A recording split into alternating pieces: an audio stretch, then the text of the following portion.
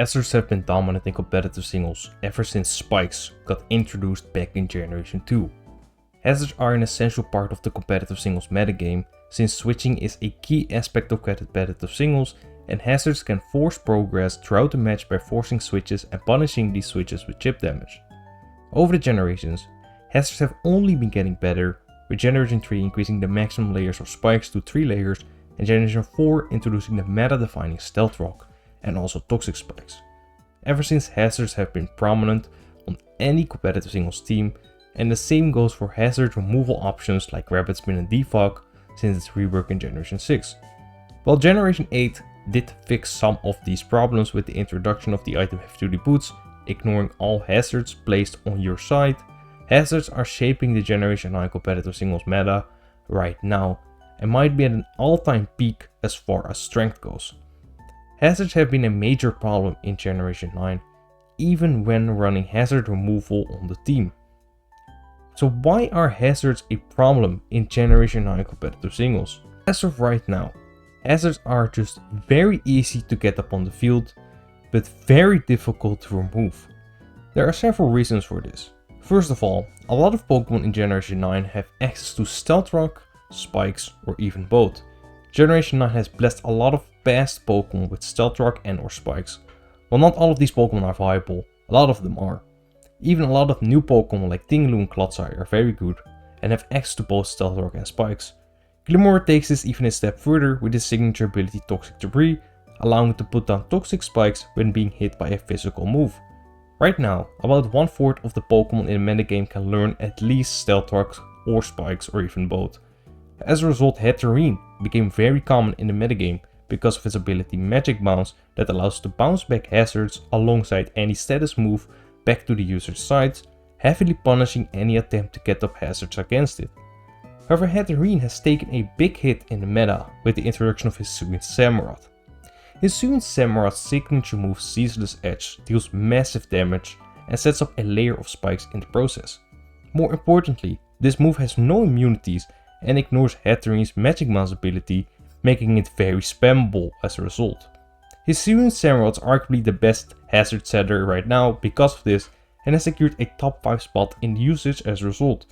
This makes Hatterene no longer reliable at preventing hazards from going up. In short, hazard distribution has increased significantly in Generation 9. This is the first reason of the hazard problem. Arguably the biggest reason is the introduction of Gholdengo. Gholdengo is an amazing Pokemon in competitive, and a big part of this is its signature ability Good as Gold. Good as Gold blocks all status moves from other Pokemon. Examples include Thunder Wave and Taunt. However, this ability also blocks the move Defog. This means that common defoggers like Corviknight cannot really use Defog anymore like they could in past generations, as Gholdengo could just switch in and block the move, making Defog unreliable. There's also another side to this problem, and that is the lack of viable Defog users in the metagame. In the past, Defog was a HM and tutor move that could be taught to a lot of Pokemon, and this move could be transferred over with Pokemon Home compatibility. In Generation 9 however, transfer moves have been removed and are replaced with another move, meaning that Pokemon that commonly use Defog in past generations like Tornadus Therian and Zapdos can no longer make use of the move. This has even caused Tornadus Therian to significantly fall down in viability, even though it was a staple in the metagame in past generations. Right now, there is literally only one viable defogger in the singles metagame, this being Corviknight. The problem with Corviknight is that its uses against Gholdengo, as it lacks the offensive power to threaten Gholdengo on the switch, making Gholdengo a free switch in against Corviknight. The best Corviknight can do is U-turn. There are other niche options around Gholdengo, these being Hawlucha and Talonflame. Hawlucha's Mold Breaker ability allows it to ignore Gholdengo's Good as Gold, while Talonflame's Fire typing and higher speed stat can threaten Gholdengo on the switch. These Pokemon are niche for a reason, as they are not great in the singles metagame and have their own fair share of problems. This has forced the metagame into other forms of hazard control like Rapid Spin, Cinderace's Core Chains, or even Mousehole's Tidy Up.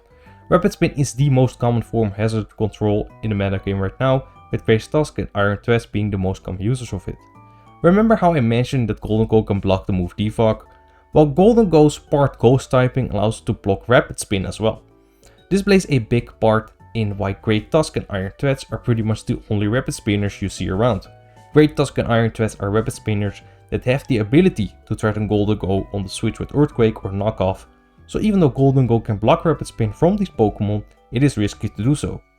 However, the Rapid Spin user also has a big risk in this interaction, because if Gholdengo does switch in on a predicted Rapid Spin, it prevents hazards from being removed and can threaten these Pokémon back as well, so even Rapid Spin is not reliable. Gholdengo's existence has made hazard removal very difficult, as even the two most reliable forms of hazard removal are unreliable because of it. Let's not forget that all of this I just described also applies to dual screens, which could reliably be removed with defog as well. I mean, Gholdengo has changed the meta so much that Corviknight doesn't even run defog sometimes, and it rather just uses Brave Bird and Body Press plus U-turn instead of defog. That is how much Gholdengo has made an impact on hazard removal. So technically, there really is no reliable hazard removal, as Gholdengo can just block the most common forms of hazard removal anyway. Remember that I mentioned Cinderace's Core Chains and Mouseholds tidy up? Well, these forms of hazard control do bypass Gholdengo. Core Chains causes battle effects to swap sides, and this includes all forms of hazards and dual screens, making Cinderace a very reliable form of hazard control and very punishing, especially with its very high speed set, allowing it to Core Chains in most cases. Tidy Up removes all forms of hazards from the field and raises Mousehold's attack and speed by one stage. This does not include dual screens however, but it's still a very good form of hazard control. There is however a big flaw, and that is that these moves are exclusive to Cinderace and Mousehold respectively. While Cinderace is a great Pokemon in the metagame, Mousehold is really not. That means that if you do want reliable hazard control, you are forced to use Cinderace on every team. Stall teams have even opted to run heavy duty boots on all Pokemon as a result of unreliable hazard removal, and rather just don't even deal with the hazards at all. The last thing I want to mention is terrestrialization. While terrestrialization is not responsible for the hazard problem, it does make hazard removal even more difficult. Hazard setters like Tinglu and Garchomp commonly run Terror Ghost as a means to prevent Great Tusk or Iron Threads from using Rapid Spin against it and remove all the hazards they just set up. Even Hisuian Samurott uses Terror Ghost sometimes for the same reason. If hazards weren't already difficult to remove, right? Let me know in the comments what you think about the hazard removal problem in Generation 9, and check out these videos on the screen. Thank you for watching and see you next time.